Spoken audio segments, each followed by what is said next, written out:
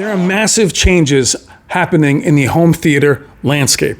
Keyword, massive. Up next. I've seen things people wouldn't believe. Projectors versus TVs, a battle and a discussion that has been raging for many, many years. Except one could never really touch the other. Picture quality seemed far apart, use case far apart, but the one thing that the best TVs in the world could never touch was immersion. That's now over. Now, I will not just tell you, I will show you footage from CES that should make you nervous if you're a projector fan. I am a projector fan. I love them. But I feel personally that TV picture quality has eclipsed projectors for many years. Contrast ratio, peak brightness, HDR impact, vibrancy. Everything to me looks tighter and more impactful on a TV. Can never get the immersion there though. 98-inch TVs, 100-inch TVs have been out for quite a while. You have LG, Samsung, and Sony. I've reviewed all of those at Value Electronics. However, they were either 100 or below, very expensive as well, making somebody who has a projector still say, well, I have the more cinematic feel here anyway. TV's too expensive and not really worth the money. Many of you think because of the release of Hisense and TCL's 100-inch very affordable models is what's making projector fans nervous.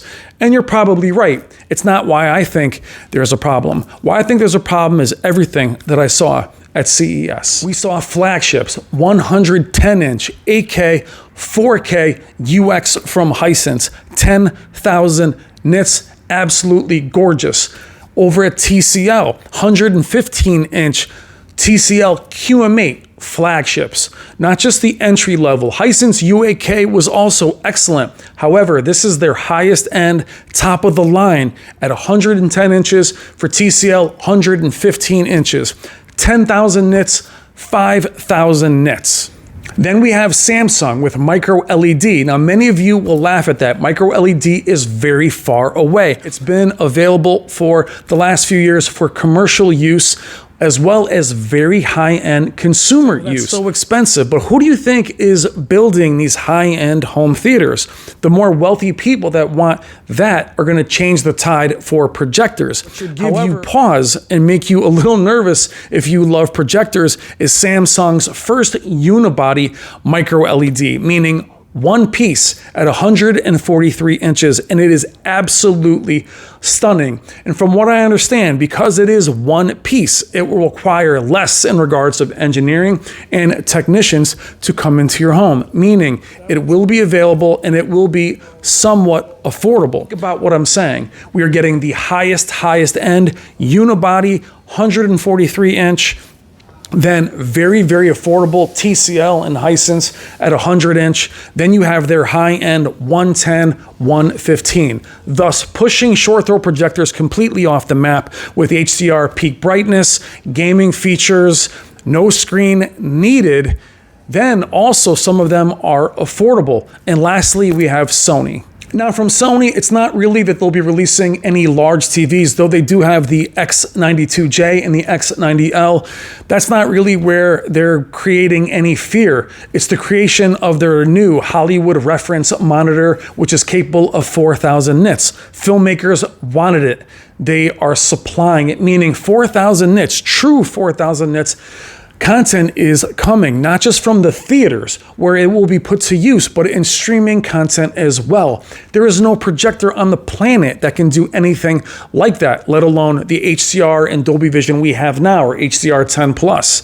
That is something only TVs can do. You take that, you match that with size, value from all these manufacturers, and then true HDR with 4,000 nit content, it's going to be very hard for any projector on the planet to compete. Not just for cost, but the arduous task of getting a screen, having somebody set it up. It's going to be where somebody who has the money, both value and high end, are going to prefer the picture quality, HDR impact, and simplicity of these new TVs.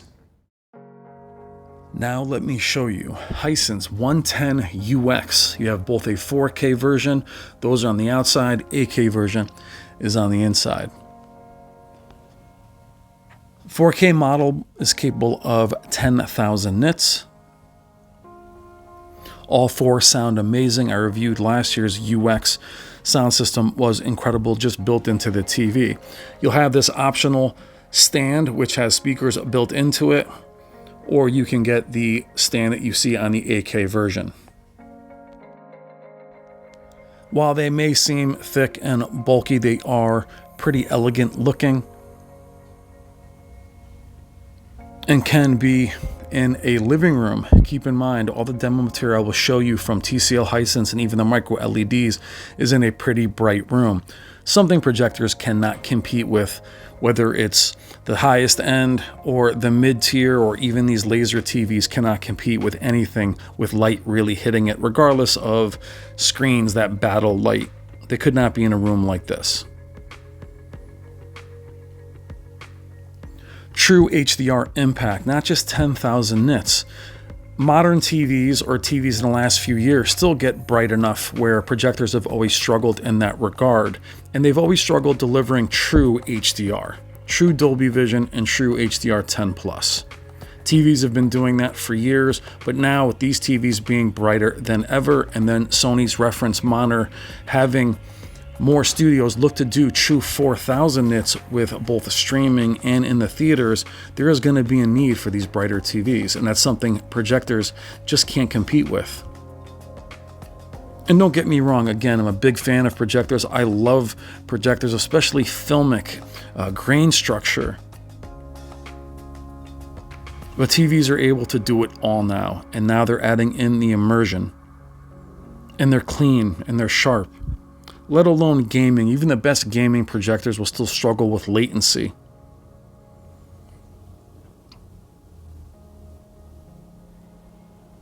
Now, Hisense main focus at this size is with the UX line. Last year's U8K was also their mini LED flagship, which is already sold out. There was another model that also already sold out. So there is a market for these. That TV was 2,000, 3,000, 4,000, maybe at launch 4,000, sold out at 2,000. Expect these to be much more expensive, but they won't be as expensive as we saw from Sony, Samsung, and LG. They won't be $20,000, $30,000. The 4K models will probably be 9, 10. You're starting to get into the area of the NZ7s from JVC and some of the Sonys. And that's where these TVs are really competing. As I mentioned, the larger Hisense and TCLs can go after the cheaper projectors. Moving into TCL, 115 QM8. Now 115 size-wise, you're really in projector land now. 110 from Hisense. Now for projectors, it's not just about expense. There are plenty of models. I have an Optoma here with 3D, which is amazing. And that's one thing projectors will still kill everything in, is 3D, which I miss. It's not coming back to TVs. But there are many options and many price points. That's where the larger, cheaper TVs will dominate, is in that price point where I'm talking about for the enthusiasts, those that watch channels like mine. These TVs are going to go after those NZ7, 8, 9, and the Sonys. I'm showing you these other sizes or other TVs from Hisense, the S5, the Q7, because almost every TV in their lineup has a 100-inch version. Meaning not just the cheaper ones without local dimming. Now their mini LED lineups from their entry, mid to highest end will have a 100-inch to a 115-inch.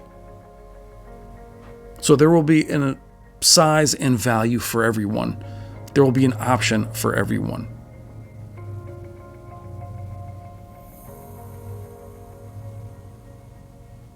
Now, I would say a large, cheap TV with poor picture quality will just yield a large, ugly image. None of these here. That's why I wanted to show you CES versus showing you pictures of older TVs from a few years ago. Even those TVs were great. These are much better. And as I mentioned, much more affordable. Now here are more prototype concepts. There are micro LEDs from every manufacturer. Here's one from TCL. Now these are also the panels that get put together. They're segmented. This is what you've seen from Samsung the last number of years. If you get really, really close, that's just the camera showing you those lines. You can see them And even then, a projector beats them, because projector, you can get very close to the screen. You can see the little panels as you get close. It almost looks like a fabric. Now, even though it looks pretty cool, 163 inches, this isn't something that a customer would have, maybe commercial. And while they are cool, it's still Fantasyland. Still something for me which isn't real. You can see the little, as that turned off there, you can see the little panels put in, and I can see the seams.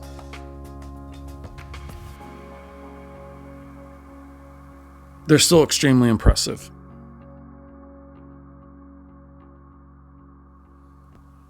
Hisense has one as well. Again, very impressive. Look at the stand that it's on. What's funny is as you get closer to it, you can see it almost has, as I mentioned, a fabric type look to it. And even the micro LED from Samsung, I did a video on a few years ago, $160,000. When you got very close to it, it did look like it was Legos, which would show up again in a even dark room if you're too close. There are seams. The new micro LEDs, even the one that isn't the unibody, have a different way of calibrating each panel. We saw that in the Samsung sneak peek.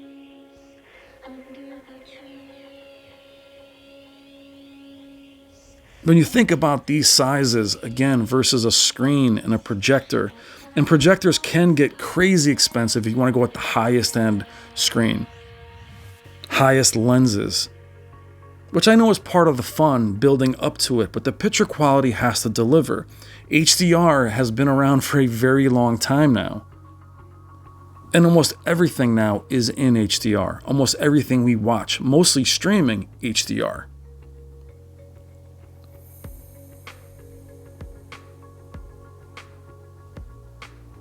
I'm actually pretty close to it. It's still very vibrant and very beautiful. Lastly, on the prototype scene, these are threats, by the way. Here's the LG version. Again, prototype. This is something that's literally stuck to the wall. 136-inch micro LED. Impressive. But for projector fans, you guys have been seeing prototypes like this for the last few years. Nothing to be nervous about. Nothing to worry about. These aren't coming home, and if they'd be $1 million.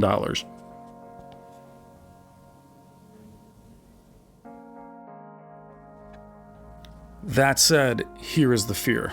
140-inch unibody micro LED. 114-inch, but this is the real star. This is real. This will be available upcoming year, 2024. Almost said 2014. Absolutely beautiful. No seams. Now the other ones you'll see me pan over at 119-inch, they're unibody as well, but they're still prototypes. They're still, who knows what's underneath those tables, what they're connected to. Nuclear fusion. These are gorgeous, but Samsung felt the need to point out the unibody behind me because they know these aren't going to be competing with projectors. And as much as I'd kill for any of these, the 76, the 89, who knows what they are really. And they assured me that the 140 will look just as good as these smaller ones that you see me zooming in on, and even the smaller ones are 119. But the 143, actually one of the guys at Samsung paused the demo for me so I can really see the specular highlights. Again, look how well lit that room is. There were Samsung projectors there, Hisense projectors, but to be honest, showing you any of them was never really dark enough to capture it. Ironically enough, I'll be reviewing projectors this year, and I love them, but the lighting conditions, even to review them, this is a bright room. And look at these. Now, are projectors dead? Of course not. Projectors are amazing. They're part of our culture. I love them. But as for very high-end, mid-range, people that want size, projectors were the only place to go. 100-inch, gotta get a projector. You're wealthy, you have a home theater, beautiful, with all these amazing speakers. Projector.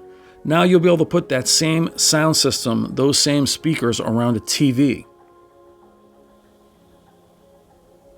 Not worrying about bulb, time, or life, anything like that. Look how elegant these are. This is where the danger is. These higher end mini LED TVs, micro LED TVs. As I mentioned, the very wealthy. Why I say that is someone who can buy an NZ9 or a Sony projector, they are spending hundreds of thousands of dollars. For them, going this route makes sense. They're the ones that buy those $160,000 ones that I saw in London. They do sell them even here. You're telling me one of those people will not buy one of these instead?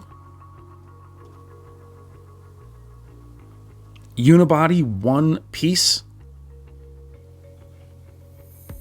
You really have somebody come in and set it up. It won't be putting together little panels and calibrating them separately. So for me, that's where the conversation is very important. Not at these 1,000 or 2,000 inch TVs. Those will compete directly with your Epson and those more affordable laser TVs. I don't know where those are going to fit in. But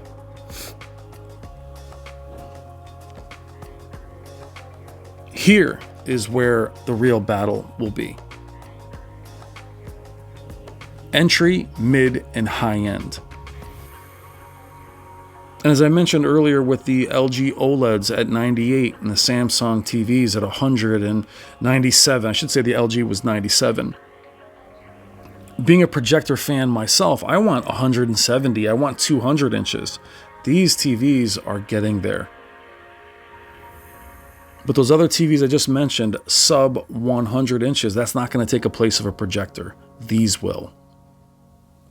The 110 Hisense, the 115 Hisense, now you're getting into projector territory and you're easily in laser TV territory. All right, guys, I'm Brian. This is Brian's Tech Therapy. I hope you enjoyed. Please consider liking and subscribing. Thank you so much for watching. I will see you in the comments. Love you guys. Take care.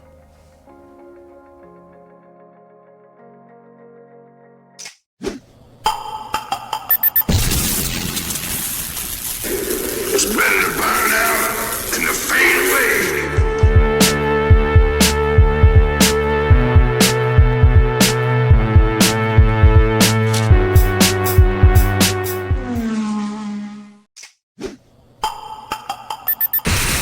I've seen